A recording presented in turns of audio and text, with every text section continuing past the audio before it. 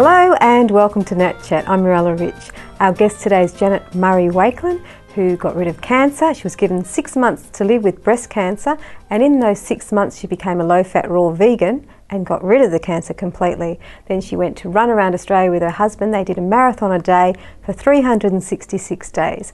I know it sounds too good to be true, but it's true, believe it. Welcome to the program, Janette. Thank you.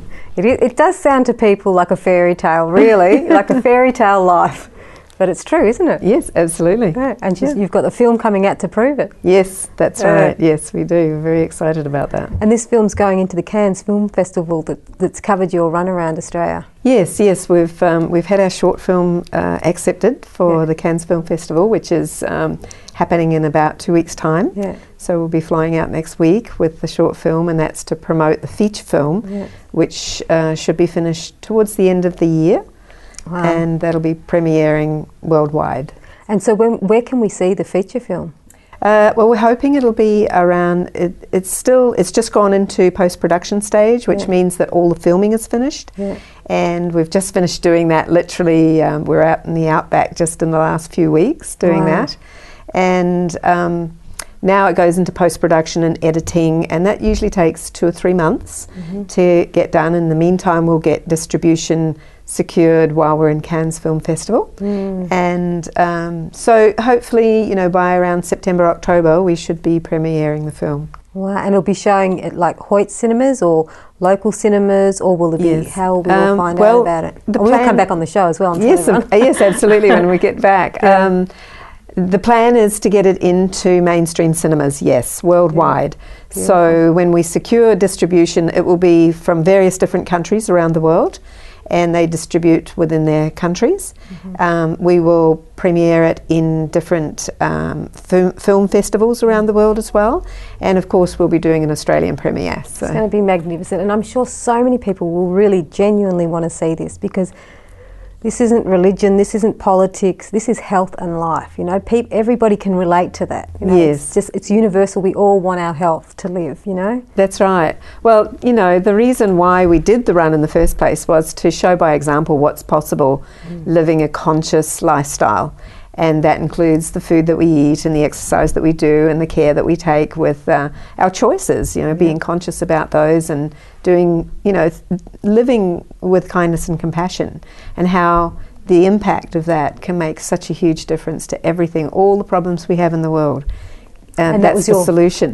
And was that your motivation to actually make the film in the first place? To do the run in the first place? To do the run, became a film absolutely, later. Because we knew that it was going to take a full year to do it, because it's a long way around this country. Yeah. And that was one way of getting that, out there into mainstream media during that time, and reaching a lot of people. So with our social media and website, we did reach many, many thousands of people during that long time that we were out there. And then from that we got mainstream media interested, and so we were covered in mainstream media worldwide throughout the film, throughout the run, and of course at the finish of the run. And since then, since we've been making the film, and that's been over a year now, we've been working on making the film. That's been also promoted, because we're have a funding campaign for it as well. So through our website, we're being able to still keep people up to date as to what's happening. And what is your website, by the way? It's rawveganpath.com. So and that's about staying on the raw vegan path, and how that path will lead us to everything that is good. It's a good name, because it is a path, isn't it? Yes, it is. Because there's many obstacles, ups and downs, but it's a path that you want to commit to forever. It's the path to follow. So so on Raw Vegan Path we have all the information about how the events that we're doing, and speaking events, and also the film, and how that's coming along. So as the production comes into being, then we'll keep updating everybody. And oh, good. So you can find out what's happening through the Raw Vegan Path website. Absolutely. And also upcoming events, because you often give talks as well around Australia that people can probably find out through that website as well. Yes, absolutely. We're going to be speaking this weekend actually at the Conscious Living Expo in Melbourne. Right. Oh, beautiful. I'm not sure when this will be shown on air, so it might be after the expo. But yes, but we've always got events coming up where we're speaking. Yeah. That's beautiful. Yes. And during this run, did you find that you had to encourage each other? Like, were you and Alan encouraging each other to keep going? Because in the beginning they thought you would last 2 weeks. So you could have easily said after a month, well, they only thought we'd last 2 weeks, we might as well give up now. There's too much floods, there's too much rain, there's too much hot weather, and you could have found any excuses, but you didn't. So how did you deal with that? Yes, we certainly did encourage each other, and it is a wonderful blessing for us both to be on the same path together, and I think that's, you know, something that we all strive for, and you know, we've been together now 47 years. Beautiful. And I think we've finally got to that point where we're actually on the same path completely. I love that. So it takes time for people to do that, but it's wonderful if you can support each other.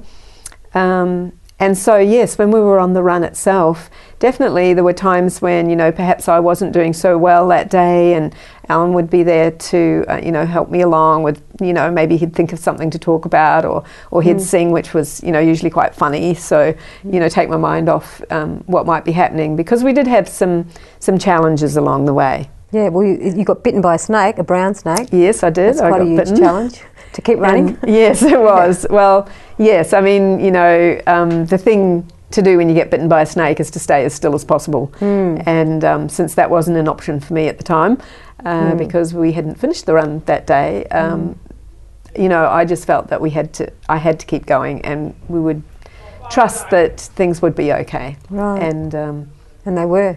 In the end, they were, yes. And how did you deal with the floods and the cyclones? Because you went up north as well during that time. Yes, that's right. As we came up the east coast, it was cyclone season as well. It was also very, very hot, and we had the fire season, and so we did have a lot of challenges as we came along, and it was really just day by day, step by step, taking it one step at a time, and one day at a time, and one marathon at a time. Literally. And it did depend on what was happening. Every day was different. Yeah. And we just had to take it that way, as you do in life. Yeah. So metaphor for life as well, wasn't it? It is, yeah. That's beautiful. We're about to go to a break now. Yes. You're watching Nat Chat. Stay with us. We'll be back very shortly.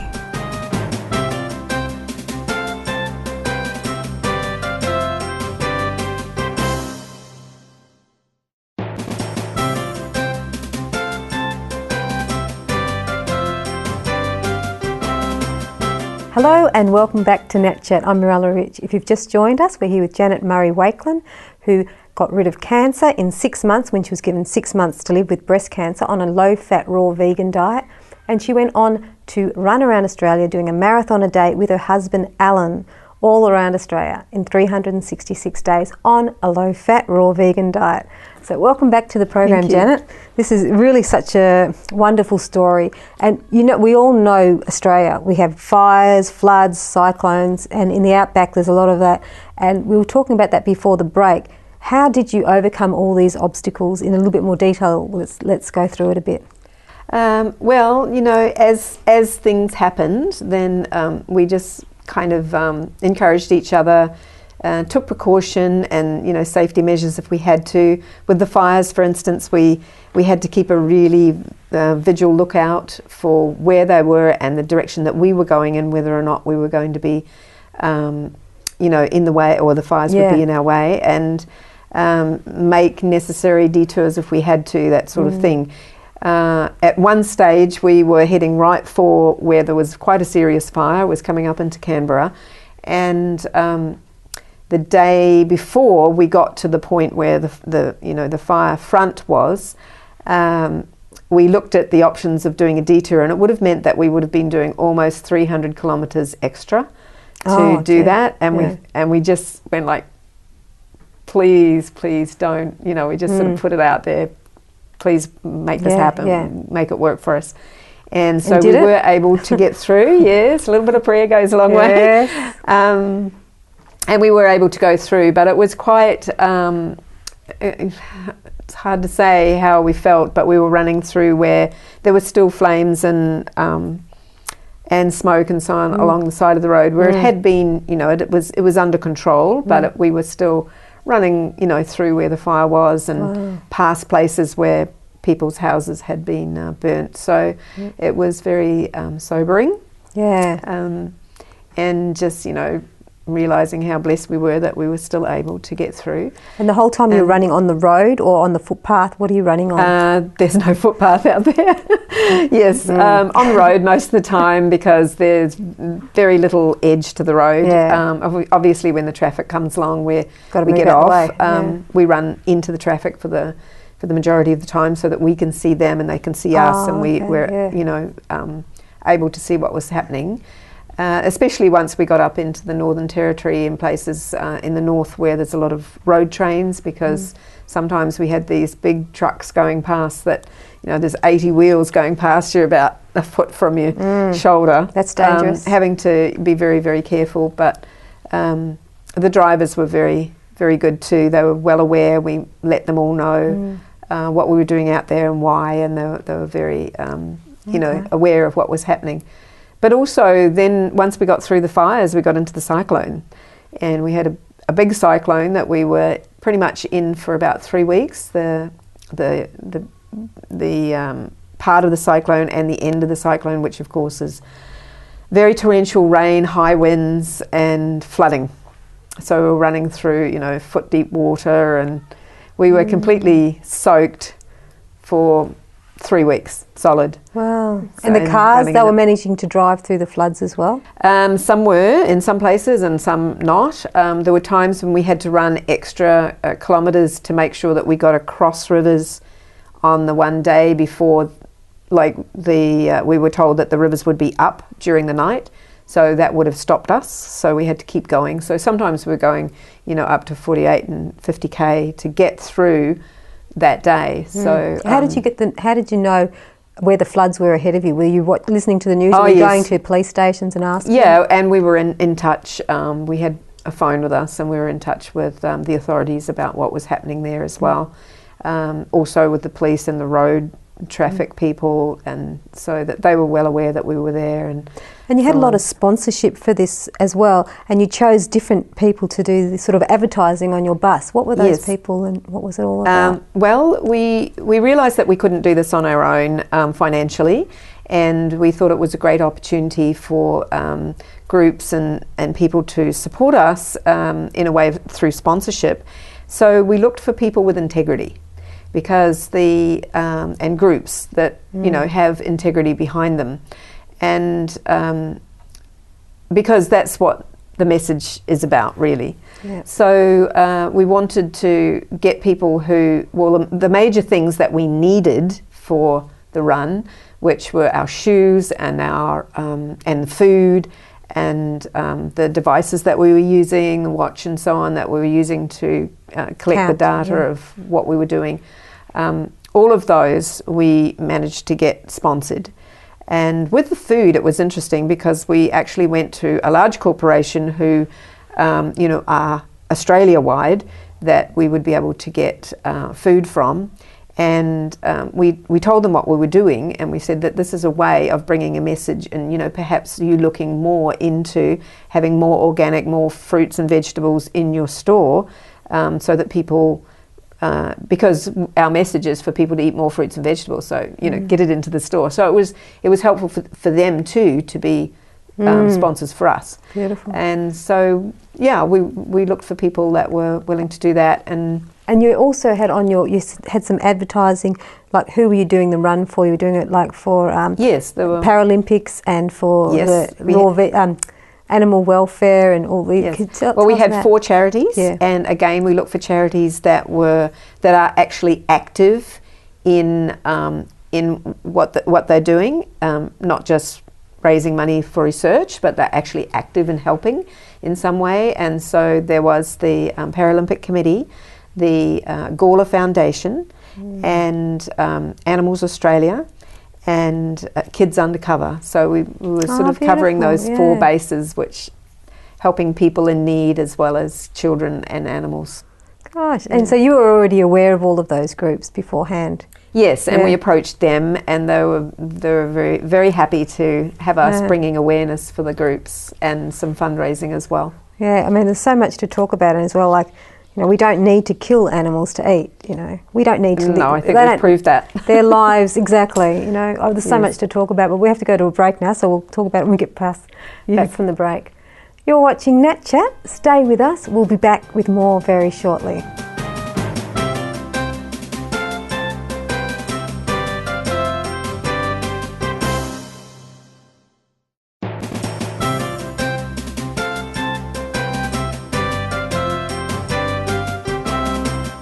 Hello and welcome back to Nat Chat. I'm Mirella Rich. I'm talking here with Janette Murray-Wakelin, who ran around Australia with her husband Alan, and they did it for 366 days, a marathon a day. Also before that, Janette was given 6 months to live with breast cancer, and in those 6 months she followed the low-fat raw vegan diet and got completely rid of the breast cancer, as well as doing that diet while they ran around Australia and continue it. It's her complete lifestyle and Alan's.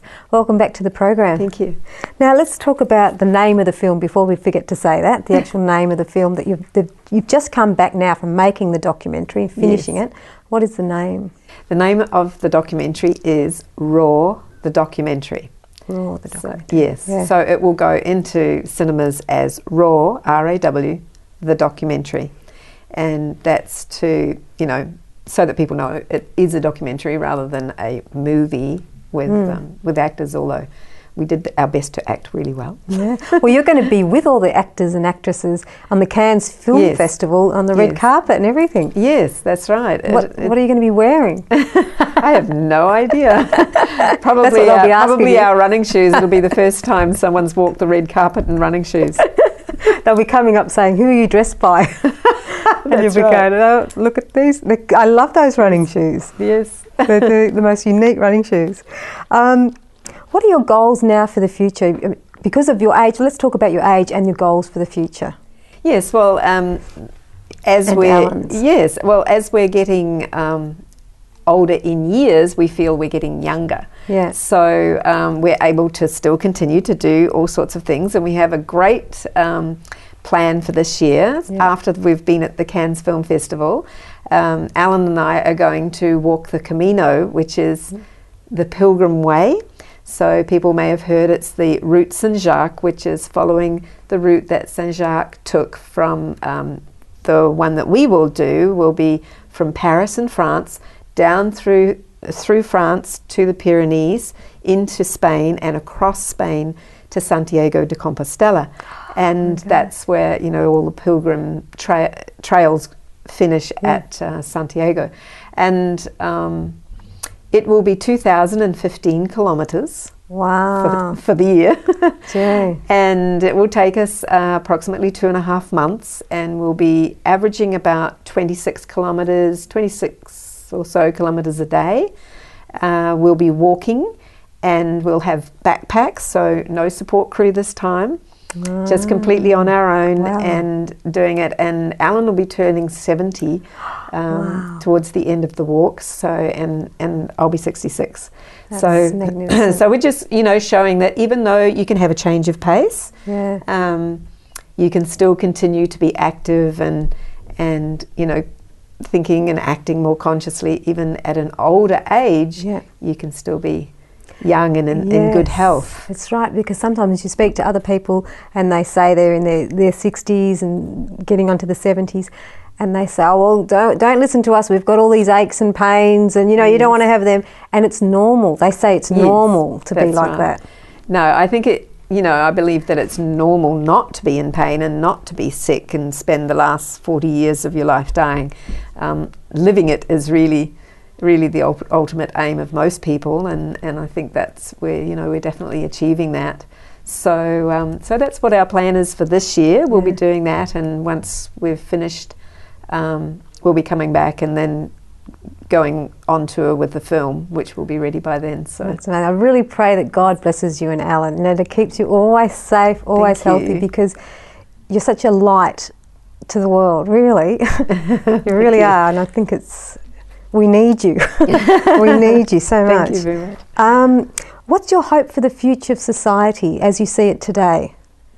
Well, our dearest hope is that people will become more conscious, and the consciousness will rise to a level where all the problems that we have in the world will be solved. And that I believe that if we start making those conscious lifestyle choices, that is the solution.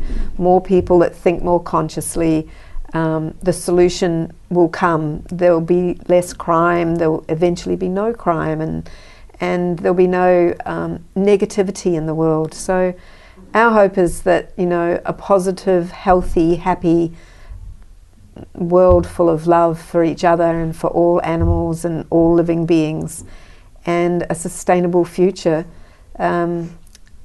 for future generations. Because we were talking a bit before that we don't need to kill animals to live. My brother was told he wanted to be vegetarian when he was 11 years old, and the doctor came over and told us all he was going to die and everything. So we were all crying and everything. All the brothers and sisters are crying, with a family of 8 children, and he's living very well now in his 50s, and he's not a raw vegan, but he's a vegan. Yes. And most of the family my siblings became vegetarian at one part or another of their lives. And everyone's actually doing better, eating less, not eating meat. Yes, and of course the animals are doing a lot better for it. They're getting their lives. And that's one of the things that we feel, very, very blessed, that every time that we eat the way we do eat with fruits and vegetables, we know that that we're helping, animals to not be eaten, and to more and more people are thinking more consciously about that, with kindness and compassion to all living beings, and that clearly for health reasons we do not need to eat any animals. Well, it's true, because when people get sick, the first thing they're told to do is give up meat. We don't need it, and it's just I think people are addicted to it, so it's hard for them to accept. Some people, it's hard for them to accept it and think, well, this is what I've had all my life. They've rationalised it and made it is okay to eat it, but it's not.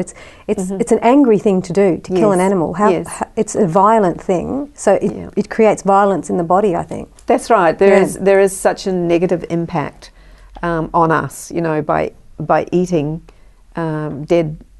dead animal products, dead animals, because when you eat dead food, that's what you will get, is a dying body yourself. When you eat live food, living food, then you'll be more vibrant and living, and that's sort of a simple equation really for eating the right foods. But with the animals, they're sentient beings the same as we are, and they don't have a voice. They can't say, please don't kill me. They can't. We need to be the voice for the animals, and I think that's if we're eating animals that have had fear and anger and anxiety, we take that on ourselves. Yeah.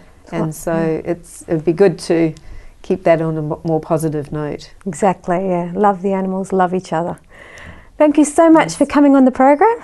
We've come to an end, but we'll have you back on again after your trip to Cairns Film Festival and your lovely Camino walk. Yes, well, keep in touch on the Raw Vegan path and see what we're up to. Beautiful.